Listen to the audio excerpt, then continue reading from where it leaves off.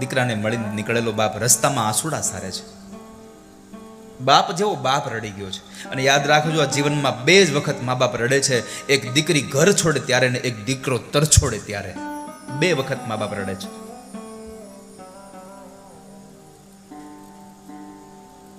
પણ ગામનું પાદર આવ્યું ને એટલે આંખો લૂછી નાખી, મોઢું ધોઈ નાખ્યું અને એકદમ સ્વસ્થ બનીને ઘરે ગયો. માં તો રાહ જોતી હતો, મારો પતિ ક્યારે આવશે દીકરાના સમાચાર લઈને. એક ગામની અંદર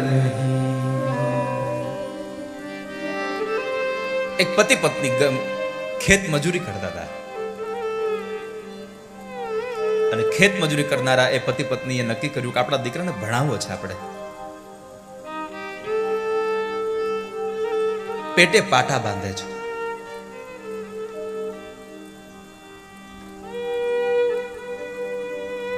અને કાળી મજૂરી કરીને ગામની અંદર ભણાવ્યો. ગામડેથી એને શહેરમાં ભણવા માટે મૂકવા જાય છે. બાપ મૂકવા જાય છે, માં મૂકવા ન જતી.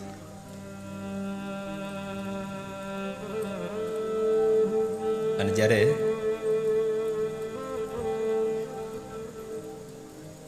બાપ મૂકીને નીકળે છે, થોડો સમય પસાર થયો.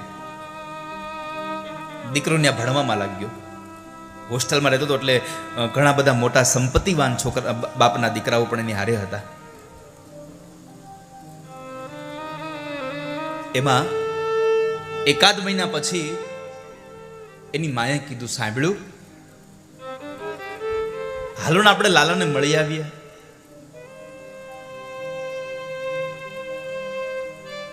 પતિને ખબર પડી કે એટલે પતિ કીધું, ના હમણાં જ જવો, હજી હમણાં ગયો છે, એનું મન ન લાગે.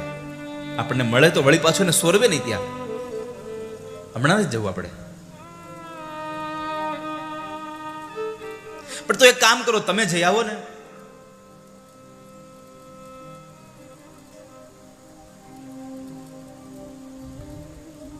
હા, હું જઈ આવીશ એક બે દિવસમાં હું જઈ આવીશ. આ શબ્દો સાંભળ્યા. મજૂર ઘર હતું વાલા, ઘરમાં પૂરું ખાવાનું ન હોય, છતાં દીકરાને ભણાવવા માટે કાળી મજૂરી કરે છે મા બાપ. અને દીકરાને મળવા જવાના હતા પોતાના પતિ, એટલે આડોશ પાડોશમાંથી થોડી બધી સામગ્રી માગી આવી. મારા દીકરાને ટોપરા પાક બહુ ભાવે છે, એટલે માએ એક ટોપરા પાક બનાવી અને એક ડબરો આપ્યો અને કીધું, અમારા દીકરાને દેજો, એને બહુ ભાવે છે ટોપરા પાક. બાપ બિચારો ચાલતો ચાલતો મળવા જાય છે શહેરમાં. છોકરો સ્કૂલે છે.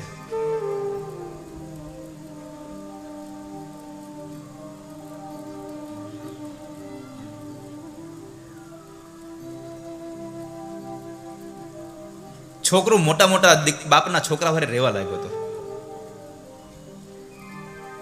અને બરાબર આમ સ્કૂલમાંથી છૂટે છે, બાપ બિચારો દરવાજે ઓલો ડબરો હાથમાં લઈને બોજ, મારો દીકરો હમણાં આવશે ને અમને ભેટી પડશે.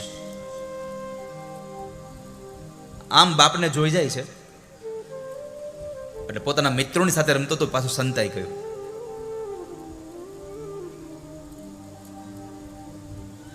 મિત્રો બધા જતા રહ્યા એટલે એક બાજુ આમ પાછળથી જઈ એના બાપને એક બાજુ લઈને કહે છે, તમને આને આવવાનું કોણે કીધું હતું અહીંયા? તમને કોણે કીધું અહીંયા આવવાનું મને મળવા? આજ આવ્યા, હવે કોઈ દિવસ આવતા નહીં. બાપ કહે છે, ભાઈ હું નહોતો આવતો, પણ તારી માનું મન બહુ હતું ને, એ તને બહુ યાદ કરતી હતી.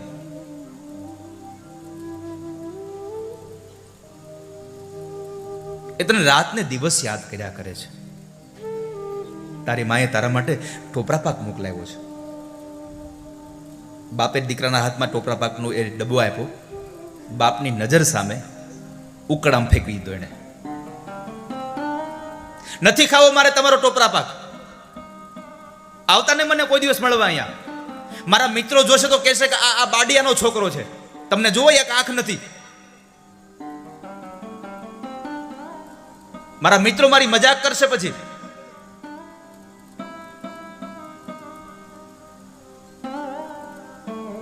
કઠણ હૃદયનો થઈ ગયેલો બાપો. ભલે ભલે ભાઈ, કઈ વાંધો, તું ભણ અહીંયા. દીકરાને મળીને નીકળેલો બાપ રસ્તામાં આંસુડા સારે છે. બાપ જેવો બાપ રડી ગયો છે. અને યાદ રાખજો, આ જીવનમાં બે જ વખત મા બાપ રડે છે. એક દીકરી ઘર છોડે ત્યારે ને એક દીકરો તર છોડે ત્યારે. બે વખત મા બાપ રડે છે.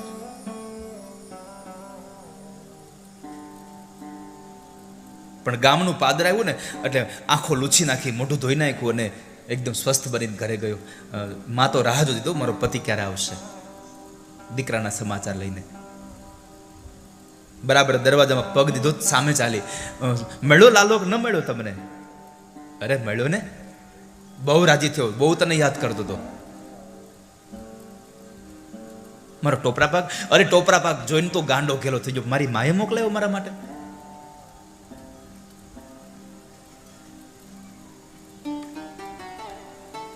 ધીમે ધીમે ધીમે ધીમે સમય વ્યતીત થવા લાગ્યો. એમાં બરાબર દીકરો 10મા ધોરણમાં 12મા ધોરણમાં સારા ટકાથી પાસ થયો. અને એમાં બરાબર એક ધનવાનની દીકરી સાથે એમને પ્રેમ થઈ ગયેલો. પણ ધનવાને એમ કહ્યું કે હું તને પરદેશ ભણવા માટે મોકલી દઉં, પણ તારે તારા મા બાપને પછી કહેવાનું નહીં ગામડે, મારી દીકરી સાથે લગ્ન કરી લે. મા બાપને છોડી અને પરદેશ વયો ગયો. ન પત્ર લખે, ન ફોન કરે, કશું જ નહીં. ધનવાન દીકરીના બાપે એને ભણાવવા માટેની ફી ભરી દીધી, બધું થયું. ભણી ગણીને એ છોકરો ફરી પાછો આવ્યો અને વળી પાછો પોતે છોકરો કલેક્ટર થયો છે. ઘટના આ બાજુ એ ઘટી છે. દીકરાનો બાપ મૃત્યુ પામી ગયો છે. સ્ત્રી એકલી છે. એટલી ખબર છે કે અમારો દીકરો કલેક્ટર છે.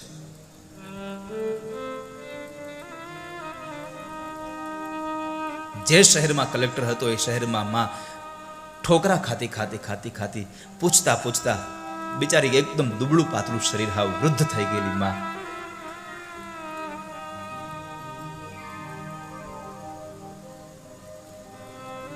કલેક્ટર સાહેબના બંગલે આવે છે.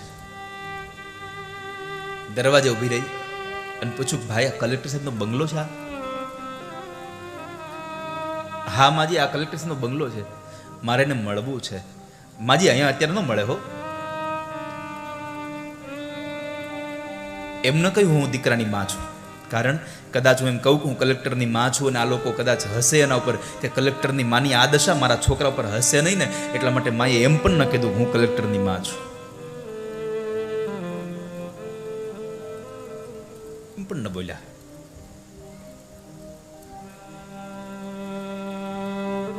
એ સમય બરાબર કલેક્ટર પોતાના મહેલમાંથી નીકળી અને કચેરી જવા માટે ગાડીમાં બેસે છે. માં દૂરથી જોઈ જાય છે. દરવાજાની એક બાજુનો ભાગમાં ઘડી ઊભી રહી છે અને ઊભા ઝૂરી રહી છે કે મારો દીકરો હમણાં આવશે. પણ ગાડી ત્યાંથી નીકળે છે, કાચ બંધ છે. આછું દીકરાનું મોઢું જોયું ને તોય માનું હૈયું ભરાઈ ગયું છે. આંખોમાં પાણી આવી ગયા છે. વર્ષો પછી દીકરાને જોયો છે. વર્ષો પછી સંતાનને જોયું હતું. આંખો ભરાઈ ગઈ. આખો દિવસ ત્યાં બેસી રહે છે. સાંજે ઘરે આવશે ને તો પાછું મોઢું જોઈ લેશે.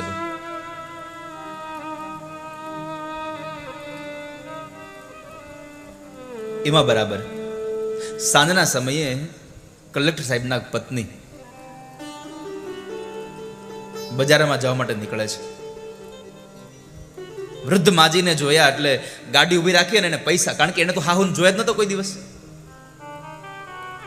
એટલે એને એમ તો કોઈ ભિખારણ હશે, કોઈ માગણ હશે, એટલે એને ગાડીમાંથી કાચ ખોલી અને 10 રૂપિયાની નોટ અંબાવે છે. એટલે ભિખારી માજી કહે છે, બેન બા મારે પૈસા નથી જોઈતા, તમારા ઘરમાં નોકરની જરૂર હોય તો મને નોકરી રાખો ને, હું તમારા ઘરનું કામ કરીશ. અને એ સમયે કલેક્ટરના પત્ની ગર્ભવતી હતા. એટલે એને થયું કે તમે કામ શું કરશો, હું તમને પગાર શું આપું? વૃદ્ધ ડોશી એમ કહે છે, બેનબા પગાર ન આપો તો કાંઈ નહીં, ખાલી બસ 2 ટક જમવાનું આપજો, હું ખૂણામાં પડી રહીશ એક બાજુ, હું તમારા ઘરના કચરા પોતા કરી દઈશ, તમને વાસણ કરી દઈશ. એટલે થયું કે હાલ ને મને હાથ દેવડાવશે કામમાં. ડોશીમાને રાખે છે, પણ એક શરત કરી, કલેક્ટર સાહેબ સામે તમારે કોઈ દી આવવાનું નહીં, કે તમારે તમારા રૂમમાં જ રહેવાનું. ભલે કઈ વાંધો નહીં. કલેક્ટર ઘરમાં હોય ને ત્યાં સુધી ડોશીમાં પાછળના એક રૂમમાં સંતાઈને રહેતા, ઘરનું કામ કરે. પણ કલેક્ટર જ્યારે એના રૂમની અંદર બેઠા હોય ને હોલમાં, ત્યારે ડોશીમાં એના ઘરની બારીમાંથી થોડીક અમથી દરવાજો ખોલી અને છોકરાનું મોઢું જોયા કરે. સગા દીકરાના ઘરની અંદર ડોશીમાં કામવાળી થઈને રહે છે. એક જ કારણ હતું, મારા દીકરાનું મોઢું મને જોવા મળે, મને મારો છોકરો જોવા મળે. એમાં દિવસો સારા ગયા અને એમાં બરાબર દીકરાની ઘરે દીકરાનો જન્મ થયો. ડોશીને હૈયામાં હરખ નથી હમાતો, કે હરખ નથી હમાતો કે. અને દીકરો આવ્યો, સમય વ્યતીત થયો. એક વખતના સમય બરાબર સાંજના સમયે, કલેક્ટર સાહેબ રવિવાર હતો, ઘરે હતા, અને સાંજના સમયે દીકરો બરાબર બહુ કજ્જો માંડ્યો કરવા, બહુ રડતો હતો. કલેક્ટર સાહેબના પત્ની એને ઘણો થબથબાવ્યો, શાંત ન થયો. કલેક્ટર સાહેબ એને લઈ અને રમાડવા માટે પ્રયત્નો કરે છે, બગીચામાં આટો મારી આવ્યા, પણ છોકરો શાંત ન થતો. આ બાજુ માડીનો જીવ નથી રહેતો હવે, કારણ કે છોકરો અહીંયા હિંચકે ભરી ગયો છે હવે. એટલે સામે આવવાનું નહોતું, પણ છતાં પણ એક વખત આમ લાજ કાઢીને પણ સામે આવીને કીધું, બેન બા લાવો, હું થોડી વાર રમાડું ને. અરે માજી અમારાથી નથી રહેતો, તમારાથી શું રહેશે? એટલે ઓલા કલેક્ટરે પૂછ્યું કે આ કોણ છે? તો કે છે આપણા ઘરના કામવાળા છે. બરાબર, લાવો ને હું શાંત કરું એને. પતિ પત્ની અઢળક પ્રયત્નો કર્યા છતાં પણ દીકરો શાંત નહોતો થતો. બાળક માજીના હાથમાં આવ્યો, માજીએ હાથમાં લઈ અવળું ફરી સાડીનો છેડો ઓઢાડીને છાતીએ લગાડી અને થબથબાવ્યો ને તો બાળક શાંત થઈ ગયું. બાળક રડતું બંધ થઈ ગયું. કલેક્ટરે એટલું પૂછ્યું કે માજી તમે આવું કર્યું તો શું? કે આ છોકરો મેં આટલા પ્રયત્નો કર્યા છતાં પણ એ શાંત નહોતું થતું, અને તમે આટલી વારમાં તમે શાંત કરી દીધું, તમે શું કર્યું? અને ત્યારે કલેક્ટરની માં એટલું જ બોલી હતી કે ભાઈ સાહેબ, તમે નાના હતા ને તો આમ જ રોતા હતા, ત્યારે મારો સાડીનો છેડો ઓઢાડું ને તો તમે શાંત થતા હતા મારા વાલા. આટલા શબ્દો બોલ્યા અને કલેક્ટરની આંખમાં આંસુ ભરાઈ ગયા. માના પગમાં પડીને કહે છે, માં હું ઓળખી ન શકો તને, મને માફ કરી દે. આખી દુનિયા મોઢું ફેરવી લેશે, શક્ય છે, પણ જેને તમને જન્મ આપ્યો છે ને માં, તમે ગમે તેવા થાશો, માં મોઢું નહીં ફેરવે કોઈ દિવસ તમારાથી. પણ કરુણા એ છે કે જન્મ દેનારી માં કોઈ દી મોઢું નથી ફેરવતી. અત્યારે દીકરો મોઢું ફેરવી છે પત્નીના કહેવાને લઈને. પત્નીના એકમાત્ર કહેવાથી મોઢું ફેરવી જાય છે.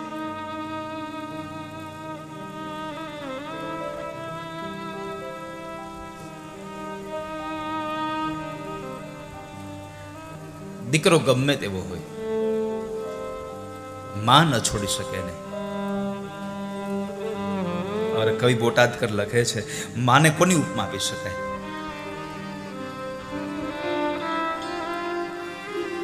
માં એક એવું પાત્ર છે, મમતાના રસથી ભરેલું વટ વૃક્ષ છે માં.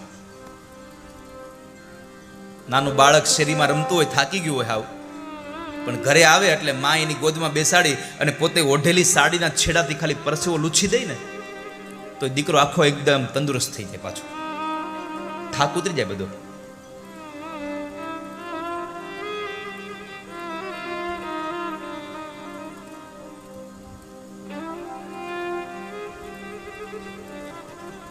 ક્યારેક અનુભવ કરી જોજો.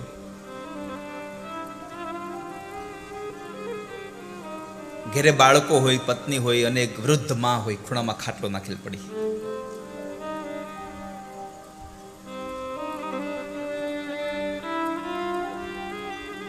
રાત્રિના સમય તમે મોડા આવશો ને તો ઘરના લોકો તમારું જમવાનું ઢાંકી ડાઇનિંગ ટેબલ ઉપર અને રૂમમાં જઈને એસી ચાલુ કરીને સૂઈ જાય. પત્ની સૂઈ જાય છે, બાળકો સૂઈ જશે, પણ ખૂણામાં ખાટલો નાખીને પડી છે ને એ જ્યાં સુધી તમે ઘરે નહીં પહોંચો ને ત્યાં સુધી નીંદર નહીં આવે. એ આમથી આમ આમથી આમ પડખા ફેર્યા કરશે. જેવો દરવાજાનો અવાજ આવશે એટલે નજીક આવેલા માણસને તરત પૂછશે કે ભાઈ આવી ગયો બાપા? પણ દીકરો એમ કહે ને કે હા બા હું આવી ગયો, પછી માં સૂઈ જાય. ત્યાં સુધી માં સૂવે નહીં.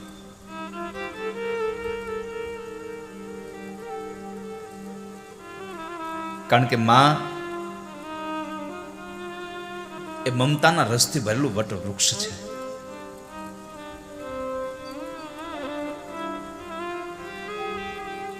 પણ કરુણા એ અત્યારે આ સમયમાં વર્તાઈ રહી છે કે જે માએ જન્મ આપ્યો છે એ માને આપણે મૂકીને આપણે વયા જઈએ છીએ. અત્યારે કેટલા વૃદ્ધાશ્રમો ખુલી રહ્યા છે.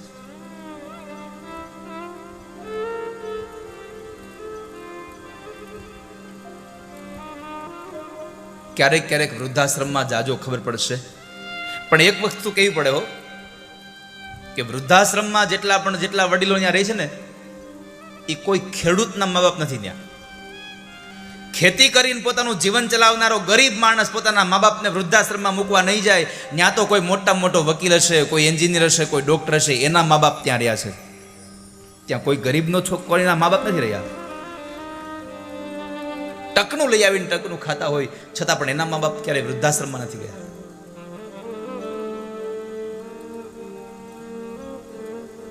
દીકરાઓને ભણાવી ગણાવીને મોટા કરે.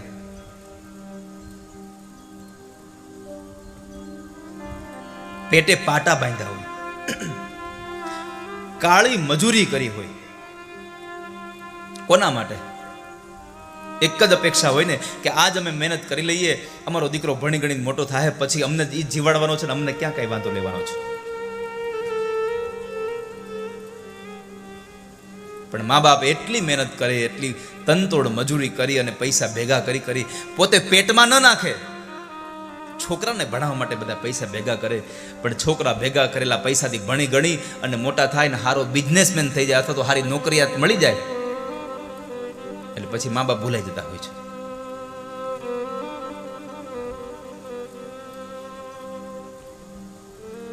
મારે બહેનોને પ્રશ્ન કરવો છે, કેટલા લોકોની ઈચ્છા છે કે તમારો દીકરો અને તમારા દીકરાની વહુ તમારી વૃદ્ધાવસ્થામાં તમારી હારે રહે? કેટલા લોકોની ઈચ્છા છે તમારી વૃદ્ધાવસ્થામાં તમારો દીકરો અને તમારા દીકરાની વહુ તમારી હારે રહે? હજી એકવાર પ્રશ્ન કરું છું, સાંભળજો ખાસ. કેટલા લોકોની ઈચ્છા છે? હવે હાથ ઊંચો કરો. એક સૂત્ર તમારા કાયમ માટે તમારા માનસ પટલ ઉપર લખી નાખજો કે મારો દીકરો અને મારા દીકરાની વહુ મારી વૃદ્ધાવસ્થામાં અમે એની હારે રહેતા હોઈએ, અમારી હારે બધા રહેતા હોઈએ, આવી અમારી ઈચ્છા છે. તો સૂત્ર મારું લખી રાખજો કે તમારે તમારા દીકરાની હારે રહેવાની ઈચ્છા છે તો તમારો પતિ પણ કોઈકનો દીકરો છે, એને એના મા બાપ ભેગો રહેવા દેજો. કારણ કે એના મા બાપની ઈચ્છા હોય કે મારો દીકરો મારી ભેગો રહે, અમે સાથે રહીએ.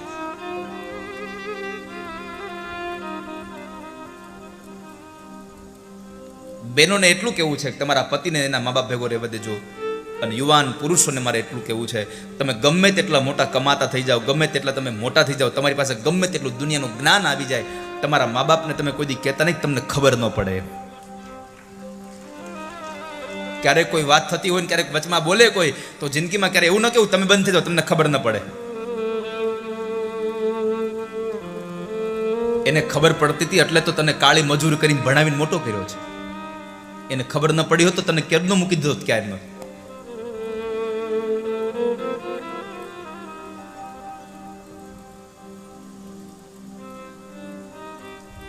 ભગવાનને ભજશો, મા બાપ નહીં મળે. મા બાપને ભજો, ભગવાનને કોઈ દી ગોતવા નહીં જવું પડે તમારે. પરમાત્માને ભજવા હોય તો ઘરમાં જે પેલું તીર્થ મા બાપ છે એને ભજી લ્યો વાલા. મા બાપ રાજી હશે ને તો બધા દેવતાઓને પરાણે રાજી થઈને રહેવું પડશે તમારી માથે. એક માના અંતરમાંથી આશીર્વાદ નીકળી જશે તો ભગવાનને ગમે તેમ કરીને તને આપવું પડશે મારા વાલા. એટલે પ્રાર્થના કરું છું કે આપ સૌ મા બાપની સેવા કરજો. તમારા ઘરમાં રહેલું તીર્થ જો તમારાથી રાજી નહીં હોય તો અન્ય તીર્થોમાં તમારું લાખો કે કરોડોનું કરેલું દાન પણ તમને ફળ નહીં આપી શકે. તમારું પેલું તીર્થ મા બાપ છે. એને રાજી કરજો મારા બાપ, એને પ્રસન્ન કરજો.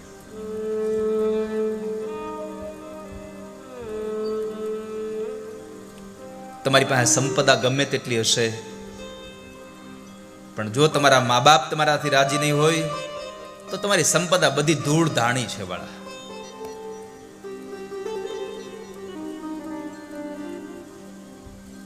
લાખો કમા પણ મા બાપ જેના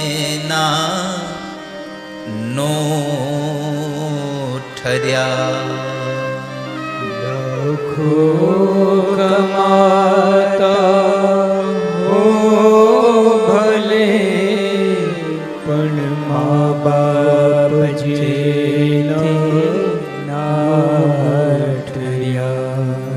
એ લાખ નહીં બધી રાખ છે,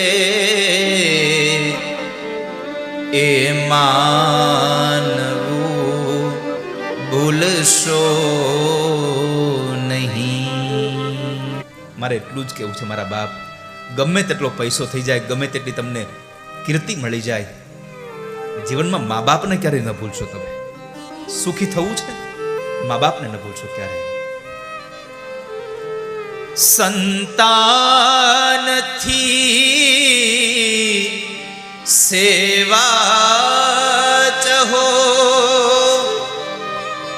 સંતાન છો સેવા કરો. સંતાન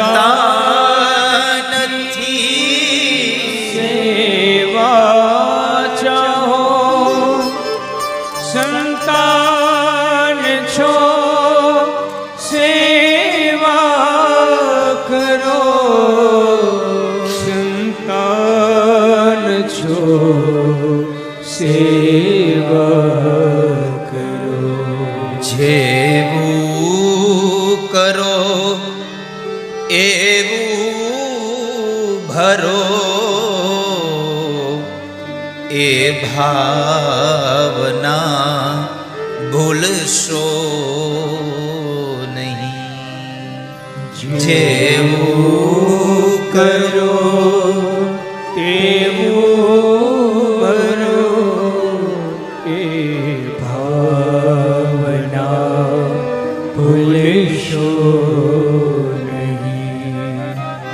ભૂલો ભલે બીજું બધું,